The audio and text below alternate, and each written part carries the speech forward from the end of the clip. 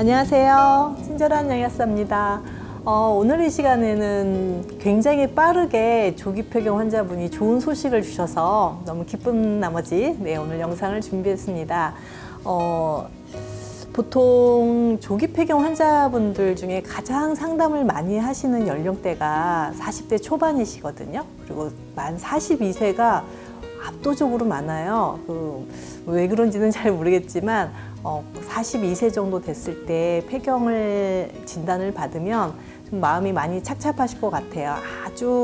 아주 이른 조기 폐경은 아니지만 많이 아쉽죠.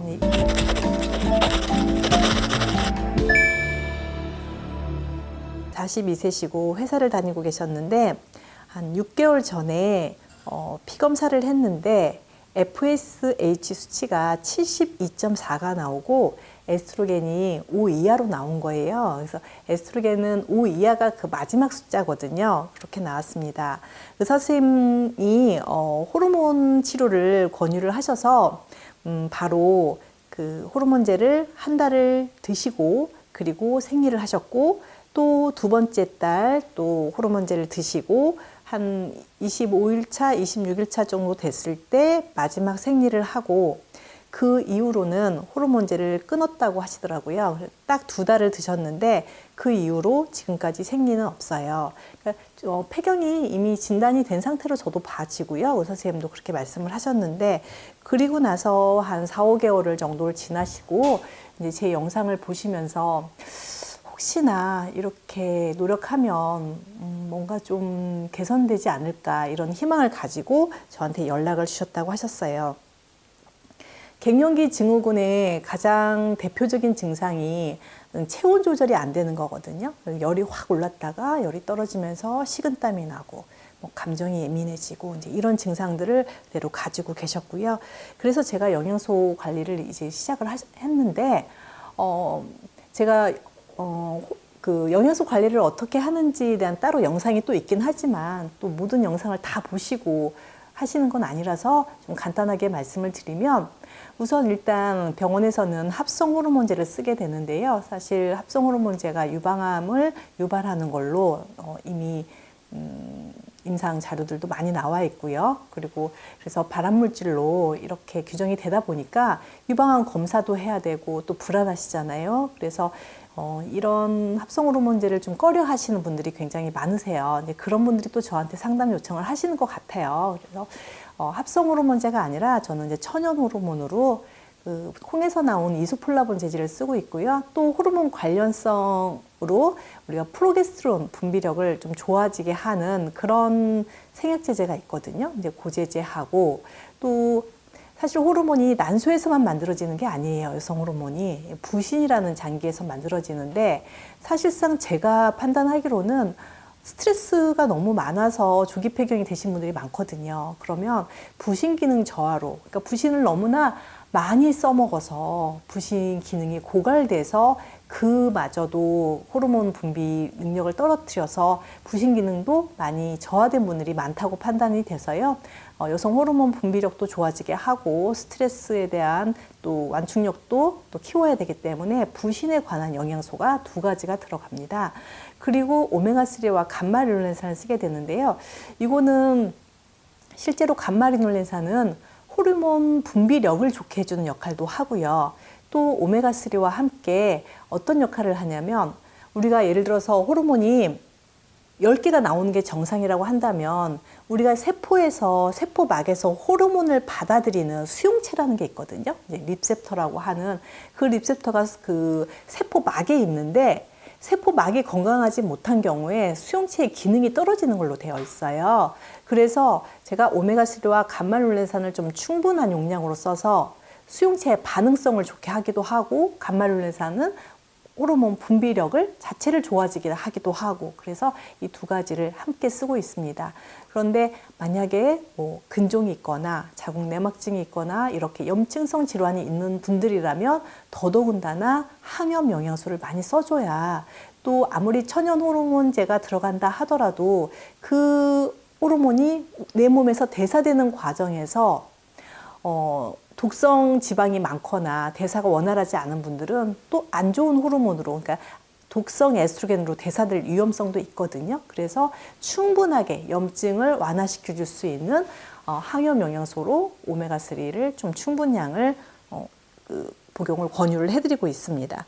그래서 이분께서 이제 한 달 정도 잘 이제 관리를 하시고 이제 연락을 주셨어요. 이제 두 번째 달이 됐는데요.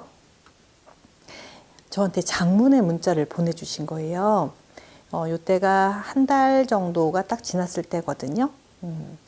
약사님 안녕하세요. 약을 받고 꾸준히 챙겨 먹었어요. 영양제 먹으면서 느낀 게 많아요. 소변을 보면 노랗고 영양제 냄새가 많이 났어요. 상열감은 엄청 심했는데 어느 순간부터 불편하지 않을 정도로 없어져서 아, 좋아졌구나 생각했습니다. 한 20일 정도 됐을 때부터는 피부가 부드럽다 느꼈고 트리트먼트를 하지 않는데 머릿결이 비단결이 되었어요. 그리고 하루 종일 서서 일하다 보면 오후 늦게쯤은 늘 피곤했는데 피곤하지가 않았고 발걸음이 가벼워서 체력이 좋아졌다는 생각이 들었습니다. 그리고 최근 일주일 아침에 일어나 대변을 부드럽게 보고 있습니다. 변비가 엄청 심했거든요. 일주일 전부터 가슴 유두가 생리할 때처럼 찌릿하게 아프더니 생리하려나 했어요. 그런데 오늘 아침에 생리가 터졌습니다. 감사합니다. 원래 생리통이 심했는데 배가 아프지도 않았어요. 생리혈도 빨갛게 나쁘지 않았고요. 영양제 먹으면서 제 몸을 돌보고 몸 상태가 좋아지고 대사가 원활해지고 컨디션도 회복되고 생리가 시작되었네요. 감사드립니다. 할 말이 많은데 이쯤 끝내려고 합니다. 네, 답변 기다리겠습니다. 이렇게 보내셨어요. 그러니까 평상시에 생리통이 심했는데도 생리통이 없는 생리를 하셨다고 말씀을 하시면서 지금까지 불편하셨던 증상들을 이렇게 많이 개선된 거에 대한 지금 답변을 주셨어요. 사실 제가 생리통을 치료할 때도 오메가3 그리고 프로게스테론 분비력을 좋게 해주는, 그러니까 사실은 이제 생리통 같은 경우는 에스트로겐 분비 저하가 아니잖아요. 원활하게 생리를 하고 있는 상태이기 때문에 에스트로겐과 프로게스테론을 균형을 맞추기 위해서 제가 처음에 말씀드렸던 프로게스테론 분비력을 좋아지게 하는 그런 생약제제를 쓰고 있고요. 그리고 유산균이나 마그네슘을 쓰거든요. 좀 심신의 안정을 취하고 또 해독 영양소로 쓰기 위해서 쓰는데 사실 생리통도 한 달, 두 달, 석 달, 그리고 증상에 따라서 많이 또 다르겠지만 매달 다르다는 말씀을 많이 하세요. 그래서 한 3개월 정도 조금 충분히 적극적으로 관리하셨을 때 생리통 정말 많이 없어졌어요. 거의 없어요. 이렇게 말씀하신 분들이 많으세요. 그거는 우리 몸에 호르몬이 어떤 역할을 하고 또 왜 이렇게 생리통이 생기는지에 대한 정말 근본적인 그 병리에 대해서 좀 이해를 하신다면 영양소로 얼마든지 치료하실 수 있고 개선하실 수 있는 부분이 생리통이라고 생각하거든요. 생리통까지 없는 생리를 하셔서 너무너무 기분이 좋으시다고.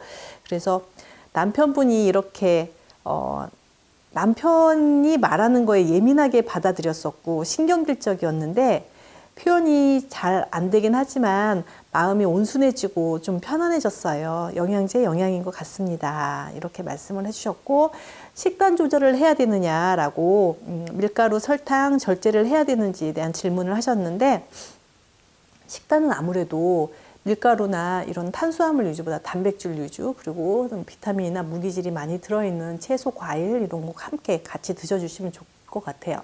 물론 완전히 탄수화물을 안 드신다 이런 게 아니고 우리 몸에서 또 에너지 대사를 하기 위해서는 탄수화물이 필요한데 좀 좋은 탄수화물, 그러니까 정제돼 밀가루를 드시더라도 통밀로 드신다거나 밀가루보다는 뭐 쌀이나 다른 과일이나 이런 것들로 또 탄수화물을 섭취해 주시면 좋을 것 같아요. 그리고 나서 성격이 되게 좀 급하시긴 하시더라고요. 월요일날 병원 가서 호르몬 수치 검사해 볼까요? 결과 나오면 카톡 드릴게요. 이렇게 말씀하셨는데 아직은 좀 조금 이따 하셨으면 좋겠다 이런 생각이 들었거든요. 왜냐하면 한두 달 사이에 큰 변화가 있는 경우가 또 그리 많지 않을 수도 있고 또 결과가 그리 좋지 않으면 기대한 만큼 안 되면 또 심적으로 좀 부담이 될 수 있어서 한 3개월 정도 복용하시고 한번 검사해 보세요 이렇게 말씀을 드렸는데 얼마 며칠 일주일 정도 지나서 바로 검사 결과를 보내주셨어요.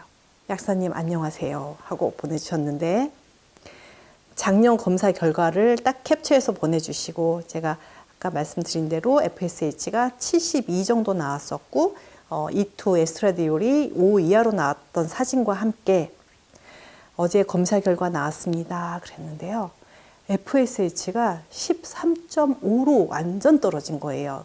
물론 에스트라디올 E2라고 써 있거든요. E2는 35.4, 물론 충분한 양은 아니지만 갑자기 이런 한 달 남짓? 한 달 한 반 정도 됐을 거예요. 너무 좋은 성과를 저한테 보내주셔서 약사님 덕분에 너무 감사드려요. 너무 좋아요. 뭐 영양제 먹고 좋아졌어요. 신기합니다. 뭐 이렇게 2달 가까이 됐을 때네요.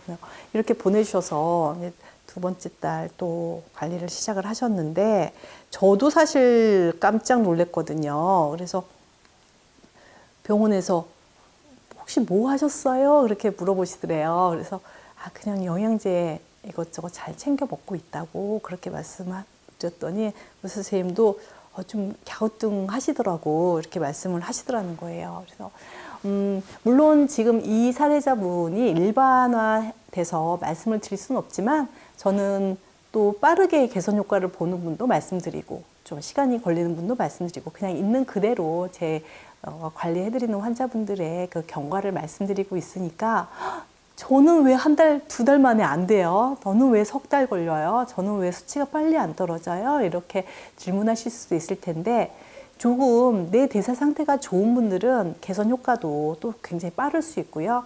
그런데 이런 조기 폐경이 오는 여러 가지 원인들 중에 뭐 영양소에 대한 문제가 있다 그러면 영양소로 좀 해결될 수 있는데, 너무 다양하게 복잡하게 문제가 해결을 해야 되는 분들은 당연히 시간이 걸릴 수도 있고, 또 심리적인 것도 굉장히 크기 때문에, 우선 저는 이제 드리고 싶은 말씀이, 조금 내가 진단은 받았는데 시간이 너무 오래 지나지 않게 좀 관리하신다면, 뭐 이분처럼은 아니지만 또 좋은 성과를 가지고 계시는 분들도 굉장히 많거든요. 뭐 한 4년 정도 됐는데, 그러면 사실은 저는 이제 그렇게 말씀을 못 드려요. 생리가 다시 오기는 좀 힘들지만 그래도 지금부터 또 시작을 하시면, 그에 미치지는 못하지만 조금의 호르몬이라도 우리 몸의 대사에 굉장히 많은 영향을 끼치기 때문에 영양관리가 꼭 필요하다라고 말씀을 드리는데, 오늘은 조금 빠르게 또 개선 효과를 가지셨던 분에 대한 사례를 말씀을 드렸고,